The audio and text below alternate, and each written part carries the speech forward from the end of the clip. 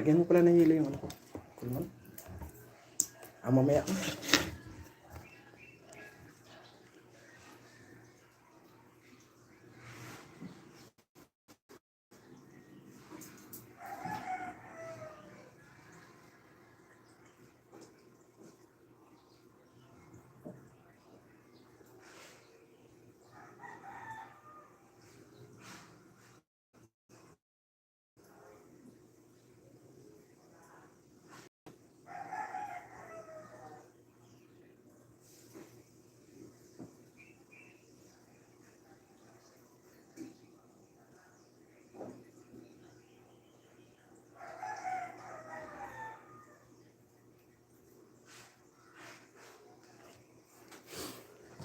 Good morning po. Ayan, mega love shoutout po sa inyong lahat. Magandang umaga. At siyempre, sa lahat ng ating mga solid na subscriber, mega love shoutout po.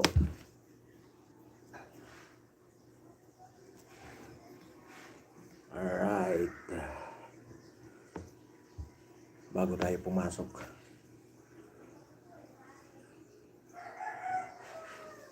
At bagong lahat, mega love shoutout po kay Mami Marcy Calunod.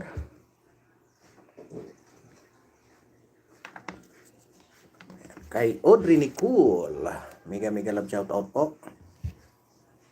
Teka lang, kay... Ayan, ayusin ko muna.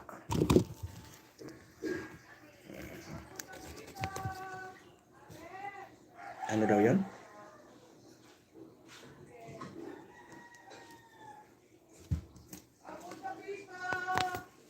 Abot sa Bicol? Sabi niya. Akala ko abot sa Bicol.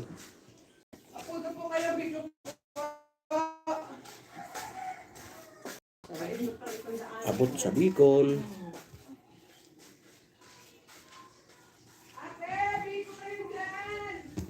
Ayan. Ayan.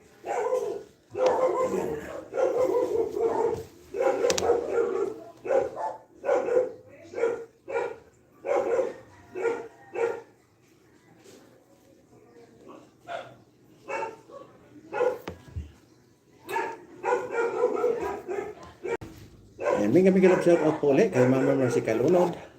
Alright. Kay Audrey Nicole. Ayan, good morning. Kay Miss Nani Sanchez Vlog. Mega love shoutout.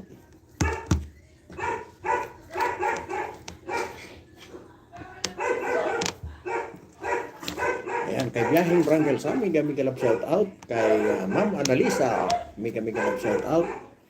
Kay Ma'am Rosalina, ayan, mega love shoutout. Kay G Chang Wok, ayan, mega love shoutout po. Kay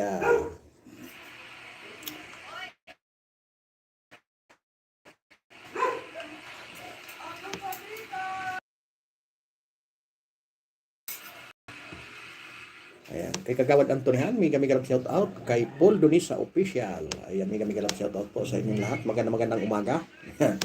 Napaaga yung live natin kasi may pasok ako. Ayan, baka mamaya hindi na tayo makapag-live mamayang hapon, kaya inagahan ko na. Di ba? At hindi na ako nakapag-live kahapon. Dahil maraming trabaho. Nagsisit up pa lang ako, may tumawag. Ayan, at sa lahat ng ating mga solid na subscriber, mega love shoutout po. Magandang umaga. At yun nga po, gusto ko lang i-ano sa inyo kahapon, na mga mainit sagutan kahapon, pero baka mamaya na natin i-ano yan, i-play yun. Yung mga mainit na sagutan kahapon ni mga mainit na tanungan kahapon sa loob ng Senado. Ayan, kung saan nagreklamo na si Senator Tulfo. Ayan. At yung pinakabagong survey ng Pulse Asia, no? Kaya pati SWS pala, yung pinakita doon sa SWS na gustong i-highlights ng defense, kasi nga kaya daw nagkaroon ng impeachment nang dahil nga sa wala ng trust and confidence sa pangalawang pangulo, no? At ngayon ako po ang magtatanong sa inyo. Ayan, maraming salamat po sa nanonood. Ayan, magandang umaga po sa inyo. At maraming salamat po sa nag-like at sa magla-like pa. Yan, gusto ko lang yan, ano? Gusto ko lang i-highlight sa inyo. Saglit. Yun sa mga kaganapan kahapon kung saan ini-establish nga yung sinasabi nilang wala ng confidence, trust and confidence yung tao. Kaya ang ginawa ng defense ay pinakita nila yung panibagong survey ng SWS survey kung saan 57% po ang nakuha ng Vice President. Ang ano lang po noon at gusto nga pasinungalingan ni Matibag na ang survey daw ay hindi makatotohanan. No? Alam mo, hindi po yan sa nag-survey. Depende po yan sa nagsusurvey. Sino ba ang tanungin nyo kung sino ang nag-finance. No? Kung ang nag-finance ay SWS, ibig sabihin fair yun. Kung sila ang pero kung mayroong nag-finance niyan, ay hindi fair yun. Di ba? Tsaka tingnan nyo yung tingnan nyo yung mga independent na vlogger. Yung nagkakalye survey. Yan, doon nyo makikita ang sinasabing trust and confidence. Kasi pag ibig sabihin, pag may tiwala pa sa'yo ang tao, ikaw ang pipiliin eh. Ibig sabihin, nandyan pa rin yung trust at saka yung confidence ng tao. Di ba? Paano sabihin ng prosecution na wala ng ganun lang kasimpleng kasimpleng analytic pa. Kasi pag sinabi mong wala ka ng trust and confidence, ay dapat mababa ka sa survey. Kasi trust and confidence din yun eh. Ano ba yung tatanungin mo yung tao? Di ba? Pag sinabi kasing trust, di ba? Iyan yung tiwala. Kung gaano kakatiwala sa'yo ang tao. Diba? Kaya sayang lang na at lumalabas pala na itong si Director Matibag, isa pala itong political operator. Alam niyo po kung anong gusto palabasin ni Senator Robin Padilla? Gusto niyang establish na kaya niyang magpanalo ng isang politiko, pero kaya nira ng isang politiko. Yun lang ang simpleng doon ni Robin Padilla. Kasi tinanong niya, hindi niya lang mapurso kasi nga sinabi niya na isa pala siya, so nagkumbinsi kay Robin Padilla na tumakbo ng senador. Itong si Melvin Matibag. Siguro nung panahon ni Pangulong Duterte na-assign din to si Matibag sa Transco bilang chairman ba yun o president ng Transco. Isipin mo ito. Parang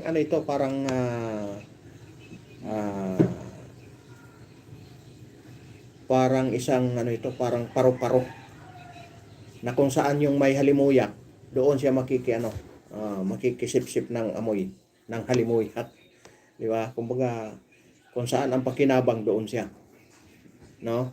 Iyon ang gustong i-establish ng defense.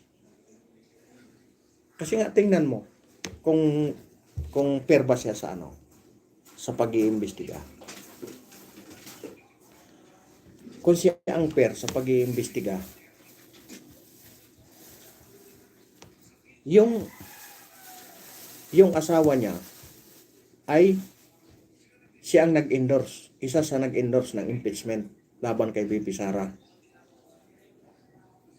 Pwede bang maging siya? itestigo siya, ibig sabihin, pwede bang maging patas siya? I-endorser siya, ibig sabihin, sisirain niya pag sinabi niyang walang katotohanan, sisirain niya yung ano ng asawa niya. Magkasama yan sa loob ng bahay.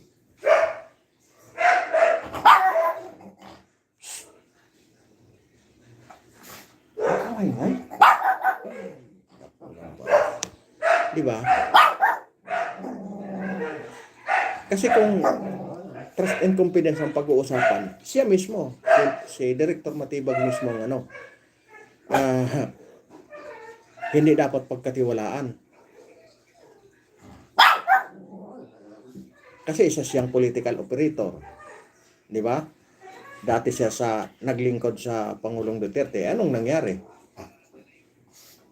Di ba? Alam ko kasi itong kung tama yung pagkaano ko o kung baka hindi siya. Alam ko na sibak ito sa PDP laban si Director Matibag. Kaya siguro isa iyon sa sama ng loob niya.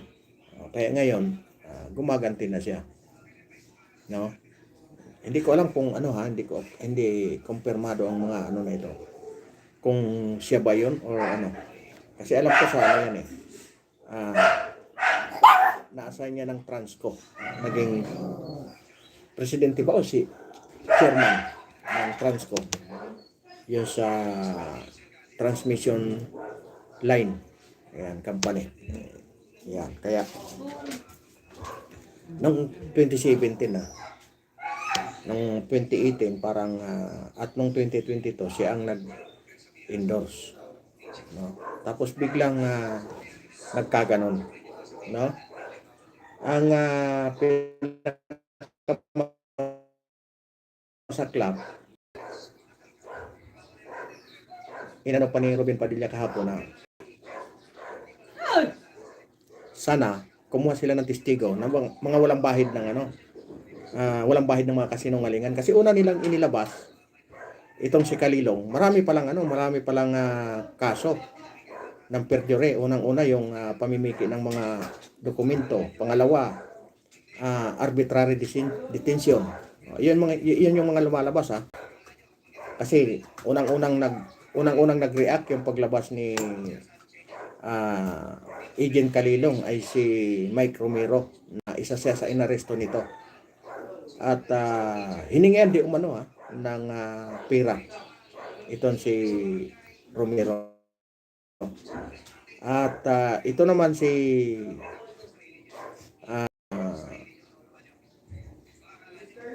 yung pangalawa, mayroon din puro perjury.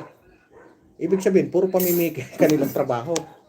Kaya paano natin sabihin na pag sinabi kasing trust and confidence, paano mo paniniwalaan ng isang mamimiki? Di ba? Kaya yung sinasabi ni Robin Padilla na maging tama yon.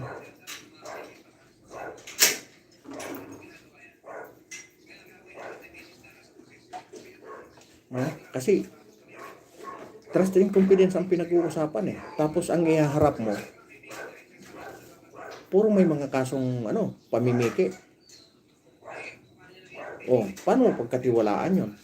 Paano pagkatiwalaan ng tao kung ang hinaharap mo puro piki? Kaya doon pumapasok ang sinasabing politically motivated talaga ang kay BP Inday Sara. At dito pinost nga dito si Congressman Ongab na sabi niya dito, bakit wala na ang NBI report sa original na 4 articles of impeachment? Sabi niya dito, ang totoong timeline at ang lumalaking evidence script sa impeachment trial ni BP Sara Duterte. Ibang track pala ang NBI report. Sabi na, ang NBI affidavit of investigation ay dated February 10, 25. Bago pa ma-file ang Sabalya. Yung pang Friday na susuotin yung dalawa eh. Ano ito? Walang sabon. Hindi ko malabakan eh. Ang Sabalya. Ayan. Lee Sung Sung, good morning. Mika love shout out. Tala. Ayan. Good morning. Kaya pa, bukas pa naman, Friday. Friday na bukas? Bukas, Friday. Pwede sinun. Ayan. Good morning to you. My dear friend. Ayan. At number 1, iba pala ang NBI report. Ayan. Ang NBI affidavit of investigation ay dated February 10, 2025 bago pa ma-file ang Sabalya February 9, 2026 at Cabrera complaint Sabalya.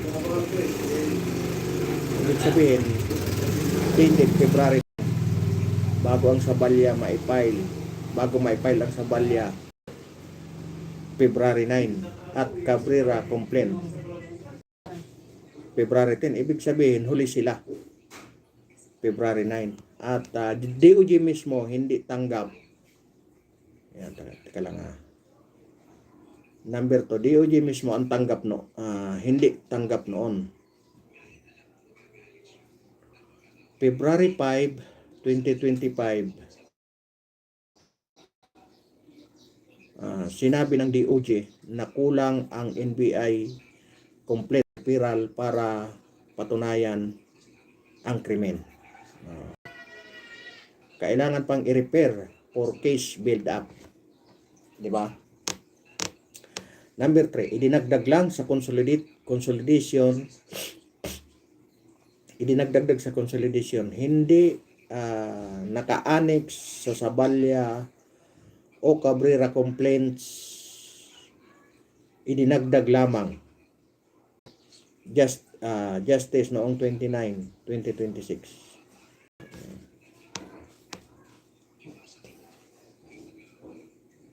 Tama ang defense objection. Ayan, sa dito ng trial, July 7. Tama si Attorney Narbasa, hindi naka-attach ang NBI witness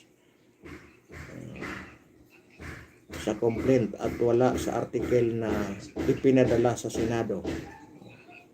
Lumalawak ang evidence script. Siyempre, naghuhukay nga sila. Si Director Matibag, hindi NBI Director noong investigasyon. Binanggit pa ang hindi notarized affidavit ni Arturo Las Cañas. Paulit-ulit na pagdadagdag. Dito na pumapasok siya, no? Dito na pumapasok si Trillanes sa ganitong mga sitwasyon. Ayan.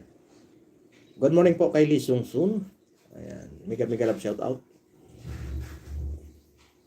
Bakit wala ang NBI report sa 4 articles of impeachment? Ito yung kanyang opinion.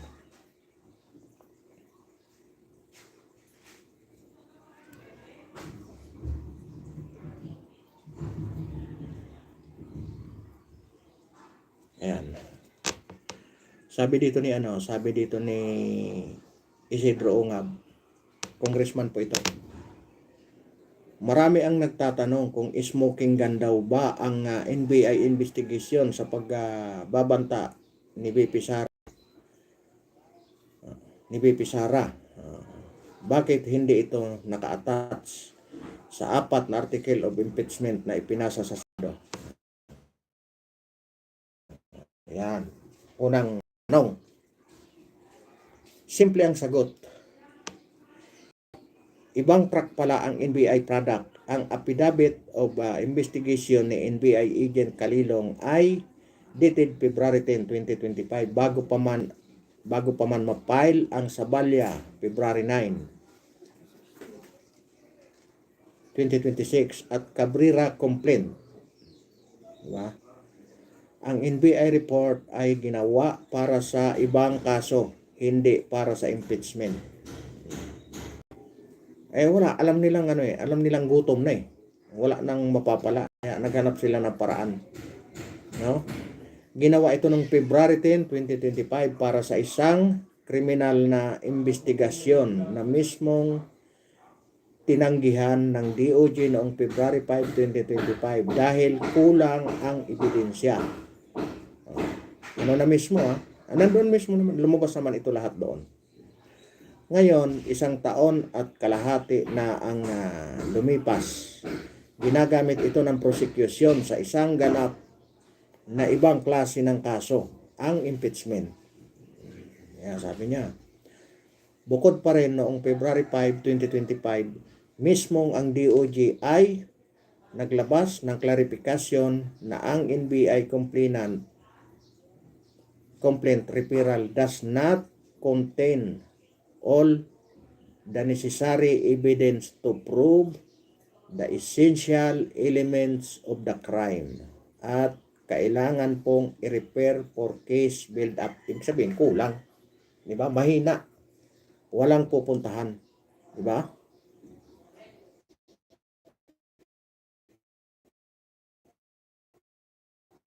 Kaya sa defense noong exclude si Kalilong dahil hindi siya naka-attach sa Sabalya o Cabrera complaints at hindi rin kasama sa article na ipinadala sa Senado.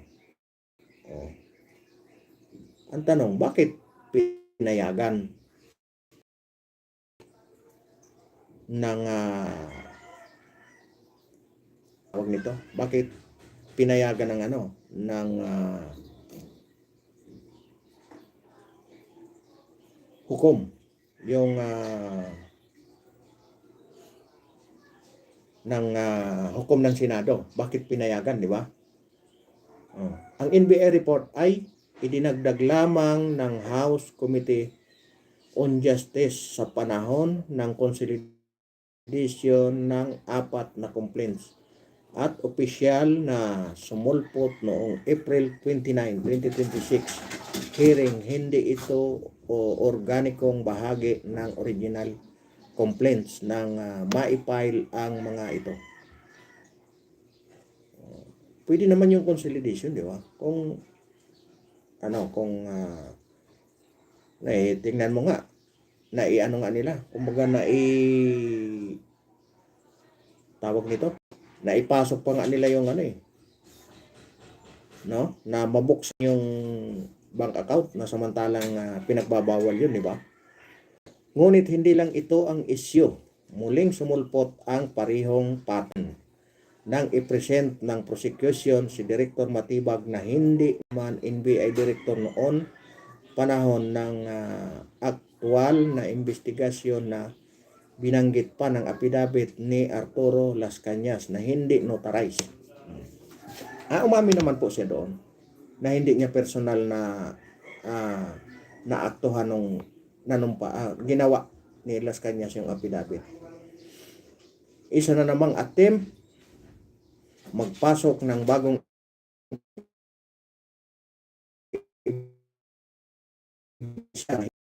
presidente. No? Ito ang tinututulan ng defense, hindi lang testigo o dokumento, kundi ang paulit-ulit na evidence script. Dinaragdagan ang prosecution case sa gitna ng trial sa pamamagitan ng mga testigo at dokumentong hindi kailangan kinaharap ang respondent sa charging stage. Ang tanong, hanggang saan ang summary? Di ba? Summary is enough. Saan ang summary?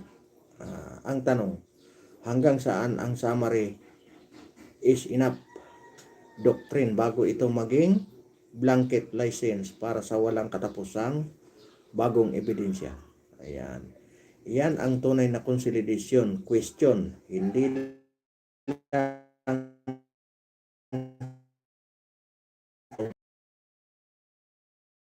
ng respondent sa proseso na nakasalalay sa pagitan ng political accountability at legal fairness.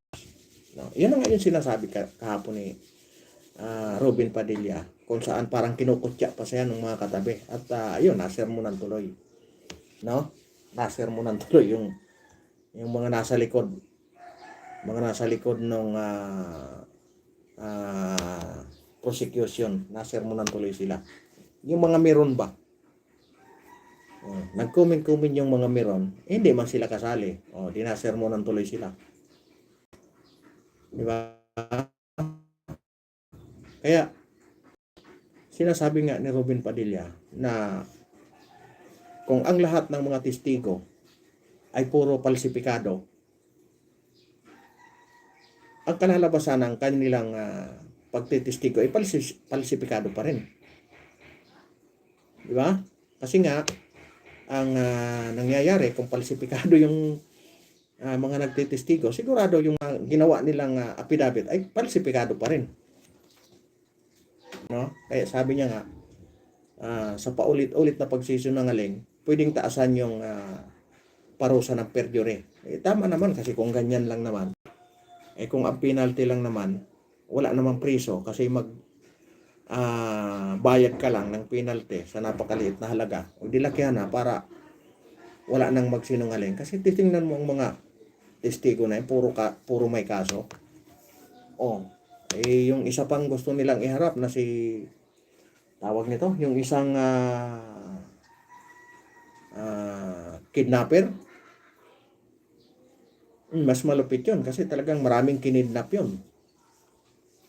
Pilit pa nilang dinidikit. Ang problema, siguro naisip nila, sobra-sobra na ito. Yung mga testigo na nating una, puro pa si mga sinungaling, tapos dagdagan pa nating mas sinungaling, baka lalo tayong madiin, di ba? Kaya kung pag-uusapan, yung trust and confidence,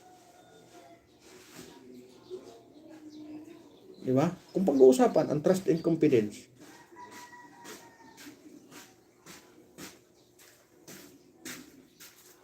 sino yung dapat na paniwalaan? Yung mga testigo? Yung mga testigo, may mga standing na kaso na puro perjury. Ang isang vice president, kinasuhan pero wala. Pinasa ng NBI sa DOJ, ibinalik kasi kulang pa. Kailangan pang i-case build up.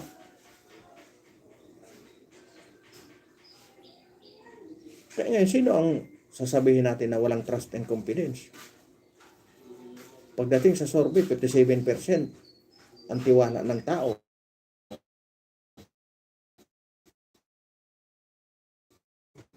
Di ba?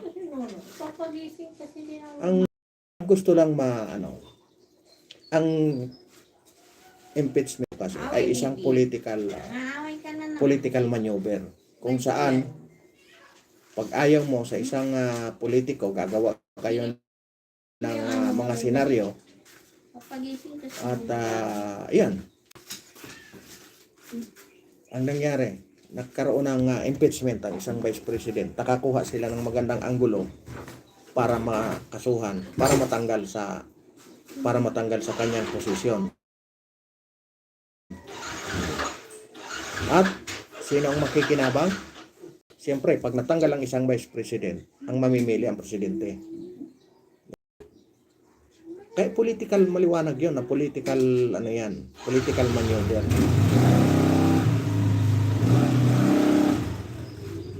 Kasi kung titingnan natin ang sitwasyon,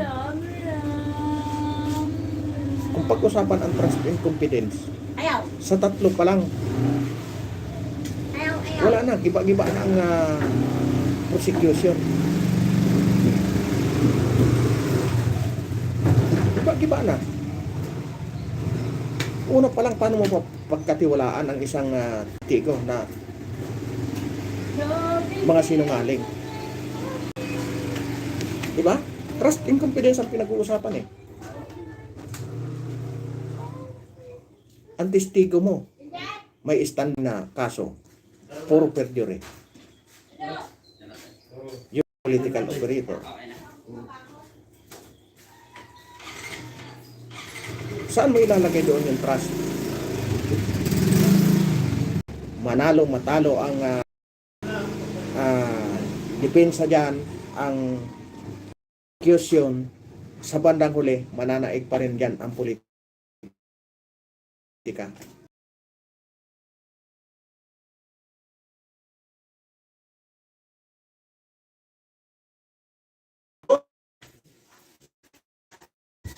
Diba? Yan ko. Ayan. Okay. Nawalan tayo ng nalalaglag tayo. Kaya, sa bandang huli, maniwala kayo sa hindi. Pagdating niya ng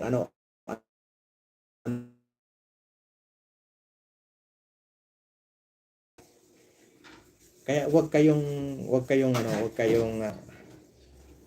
kayong maniwala diyan sa trust and confidence na sinasabi nila. Accountability. No? Huwag kayong paliligaw kasi ang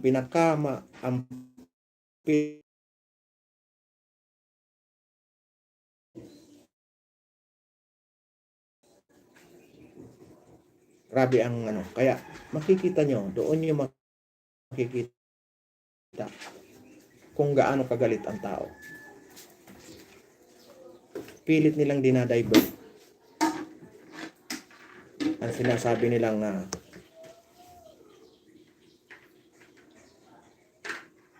kawalang hustisya pagdating dito sa flood control. Sino mga nakukulong? Yung nag-iingay, yung lumalaban sa flood control. Sino ang namamayagpag? Yung mga nakinabang. Nagpo-prosecute pa yung mga nakinabang sa flood control. Diba? Anong sigaw nung kanilang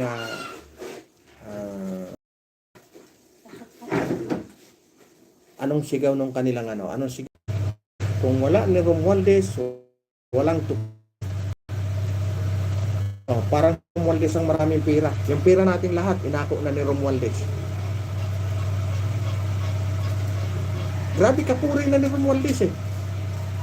Ibig sabihin, sa kanyang pera yung pinamigay doon sa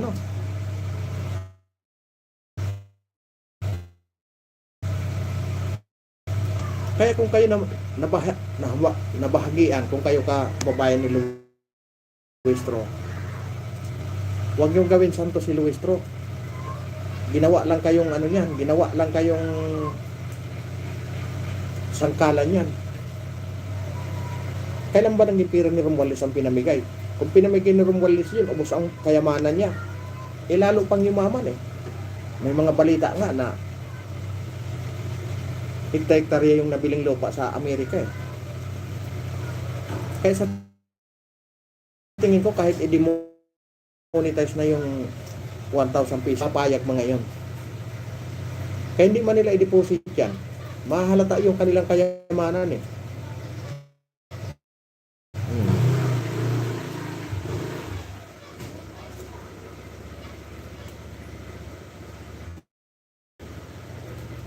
Diba? Alam nyo kung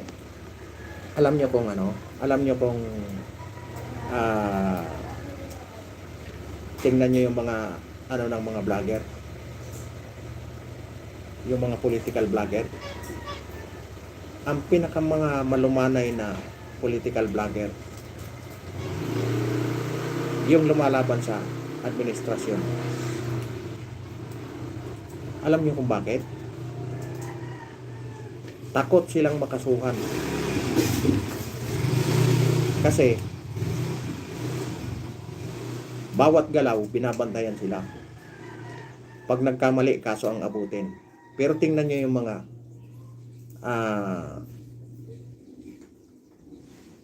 vlogger ng administrasyon, kung mambalahura. Diba? Isipin mo yung na yun, yung pinagbabaril na yun. Hindi sa kinukutya natin siya kasi wala na.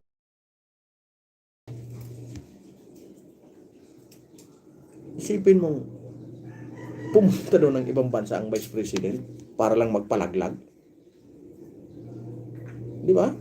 Kung titingnan ang tunay na history, siya ang may dalawang naging asawa. Di ba? Hindi natin siya kinukutya kasi wala na siya. So malakit na ang kanyang kaluluwa sa kanyang mga pinaggagawa. Tingnan nyo ang kanyang kung makakita ba ng tao.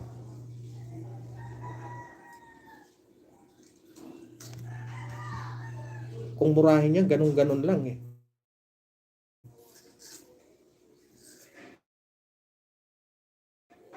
Wala kang karapatan na ganyanin mo yung tao. Diba? Ganun sila kasi protektado. Protektado sila. Kita mo, punta doon si Auntie Claire, punta si Risa Hontiveros, si Trillanes.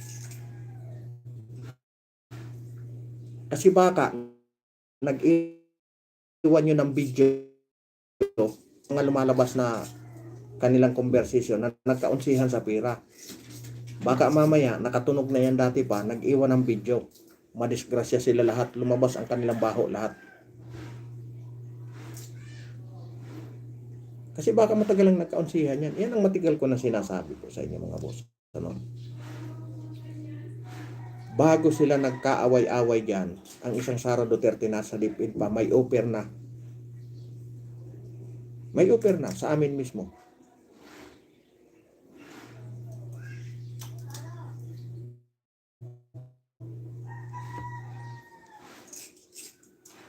Mayroong monthly. Depende sa kaya mong gawin.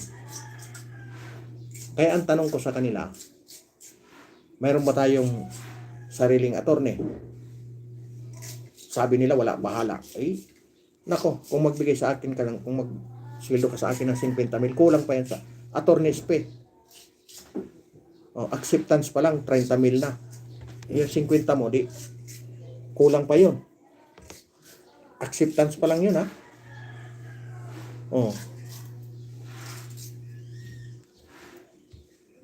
Diba? Saan ka pupunta? Di manahimik ka na lang.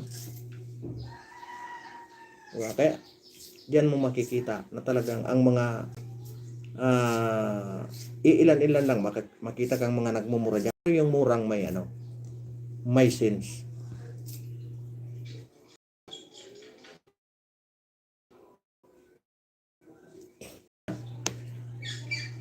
Kita nyo naman yan. Ang Presidente Marcos mismo aminado siya na nag-hire siya ng libo-libong troll. Siya mismo in-announce niya yan. Hindi pwedeng pasinungalingan yan. Nandyan lahat yan.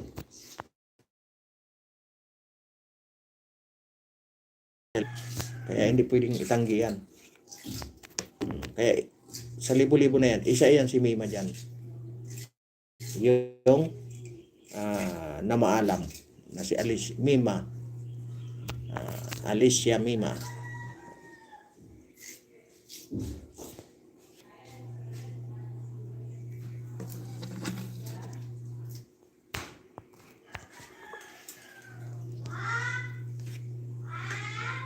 Kaya yan ang yan ang pinaka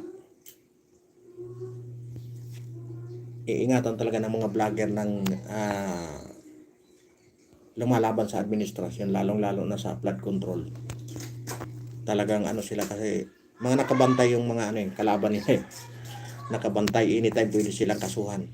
Sa totoo lang maraming may kaso ngayon mga political vlogger ng administrasyon. Marami pong may kaso ngayon. Maraming kinakaharap na may kaso. Kaya siyempre tayo, ingat din tayo kasi wala tayong pambayad ng attorney. May mga kaibigan tayong attorney pero saan tayo kukuha ng pambayad? Hindi man libre ang pumunta sa korte, baka sa halip na manalo ka, matalo ka tuloy. Kasi hindi niya gagawin ng trabaho ng todo. Walang pambayad Di ba? Kaya ganun kaingat ang mga darating ang araw, makakabawi din.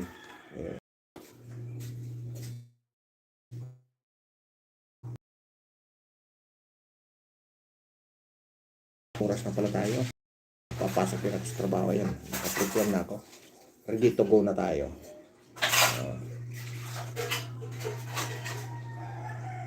Ayan, basahin natin ang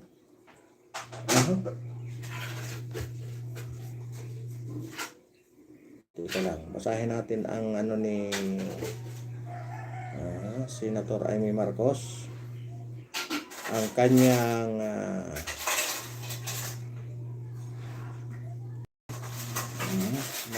may pahayag ang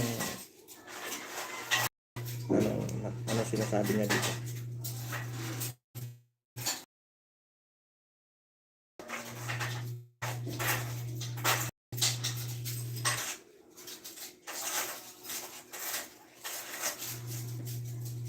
Ayan. May pahayag po ang opisina ni Senador Amy Marcos. Sabi niya dito, nagsimula ang termino, kailan ba ito pinost? Teka lang, tingnan natin kung kailan pinost dito.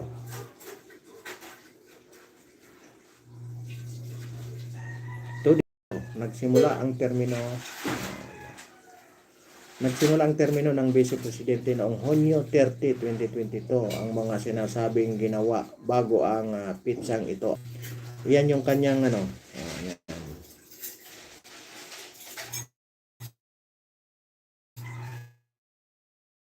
Basta limitado sa kasalukuyang termino. Yan, sabi niya dito. Kanyang press release. Binigyan din ni Senator Judge Amy Marcos na ang impeachment court ay may kapangyarihan lamang na litisin ang mga umano'y paglabag na nagawa sa kasalukuyang termino ng isang opisyal alinsunod sa malinaw na itinakdang alituntunin ng Korte Suprema.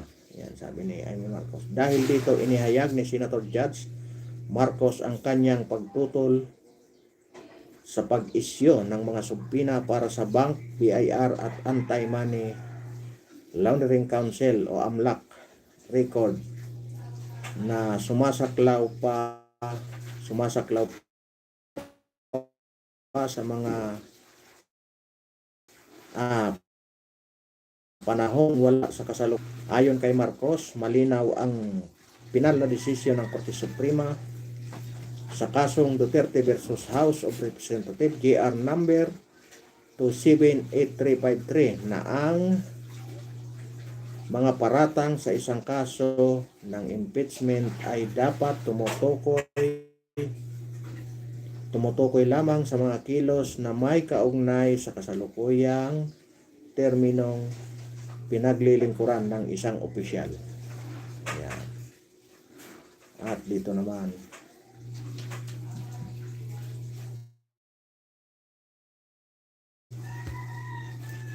Hunyo 30, 2022.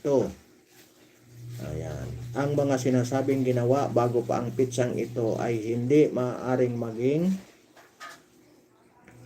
paksa ng impeachment laban sa kanya bilang Vice Presidente.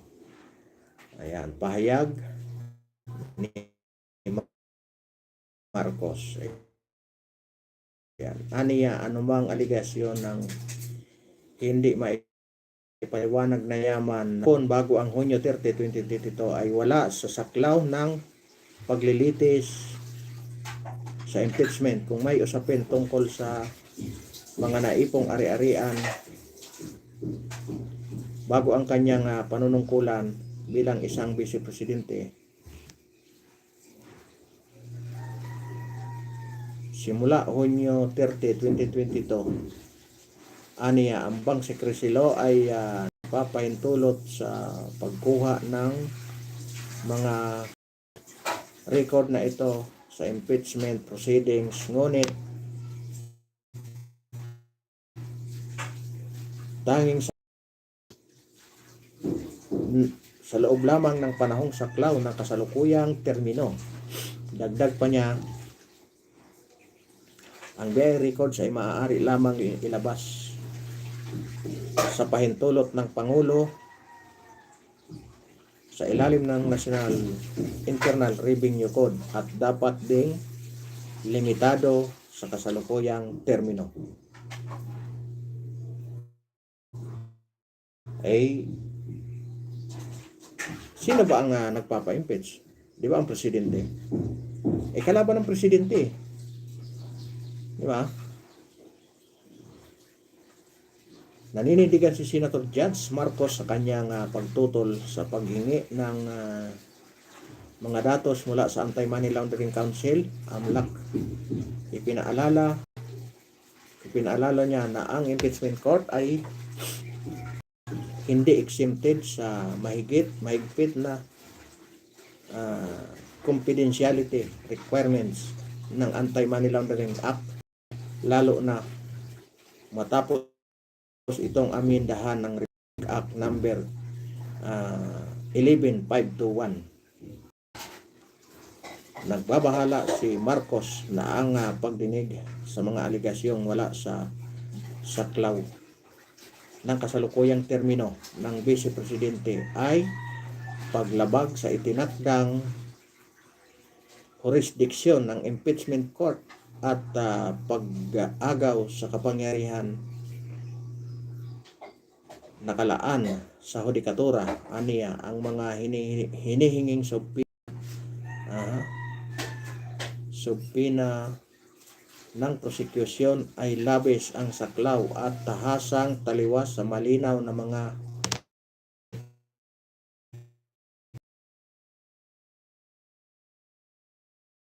kaya tuturing na pag-aabuso at pagpapasya. Alam niyo yung alam niyo kung bakit ginagawa niya ng prosecution?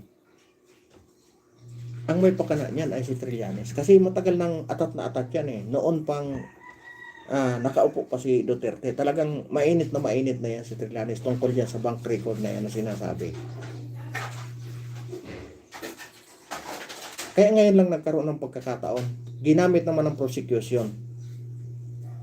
At ngayon na napayagan na, ako para sa akin, kung wala talagang tinatago ang isang vice presidente, ilan niya na lahat.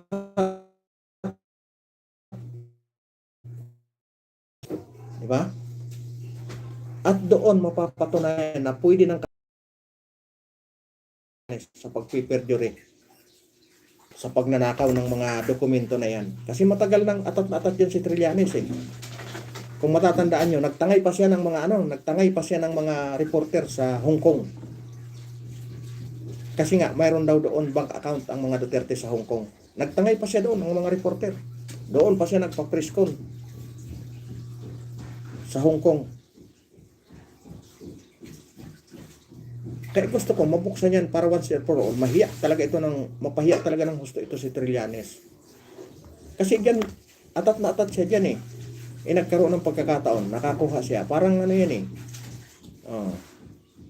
Parang umang yan yung umang ba, yung gumagapang na walang bahay. Kung saan siya makakuha ng bahay, doon siya papasok. Nakapasok siya dito, pagkakataon niya na ito. Nakapasok siya. Nung panahon ni Duterte, wala siyang makuha eh. Hindi sila umuubra lahat eh. Napagsamantalahan nila ito. Napaikot ngayon ni Trillanes yung mga kongresista. Kasi nga atat na atat din. Atat na atat din na matanggal nga ito si Sara Duterte. Kasi nga kalaban nila sa 2028. Kaya ako, once and for all, para magkahiyaan na. Buksan na. Kasi makikita naman yan dyan eh. Nung nagsama sila ni Mans Carpio, nung nag-asawa sila, magkano ba ang pera ng isang Sara Duterte? Makikita yan doon eh. Tapos nung pinagsama nila. Kasi bilyon-bilyon yung sinasabi nila eh. Para magkahiyaan na.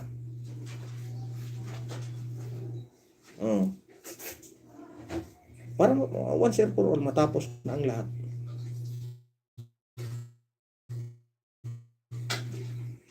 Mapahiya. Kaya ako gusto ko mabuksan talaga yan. Jose Francisco, ayan, good morning po. Good morning, boss. Para magkaalaman na. Kasi sinabi naman ng prosecution na ready naman sila eh. 'Di ba? Anticipated na nila 'yon. Kasi nga hindi kanila ang hindi kanila ang pagkakataon eh. Pinayagan ngayon ni Escudero. Ang tanong, mabuksan ba lahat 'yan? Kahit pinayagan 'yan, di naman po pwedeng palibhasa dinala na yan dyan sa Senate impeachment court, mabuksan lahat.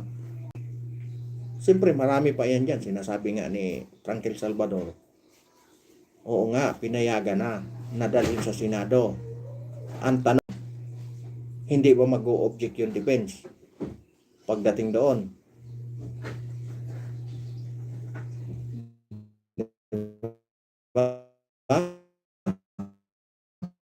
Kung wala, ihiwalay yung pera ng asawa niya kasi hindi naman politiko yung asawa niya eh.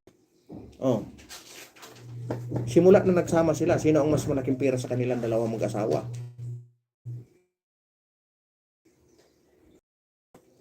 Bilangin ngayon yung pera ng isang Sara Duterte. Para magkahiyaan na kasi yan atat-atat si Trillanes eh. Nagagatan patuloy yung mga congressman. Sabi nung 18 Marines. Kasi dinideliveran daw nila eh. Diba? Kaya, yan lang ang atin. Para magkahiya na once and for all. Lalabas na kung sino ang kahiya-hiya. Diba? Ganun lang kasimple. Yung mga bagay na pinagtatalunan kung talagang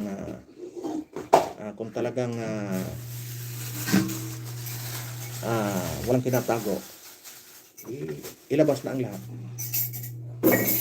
At yun na. Di ba?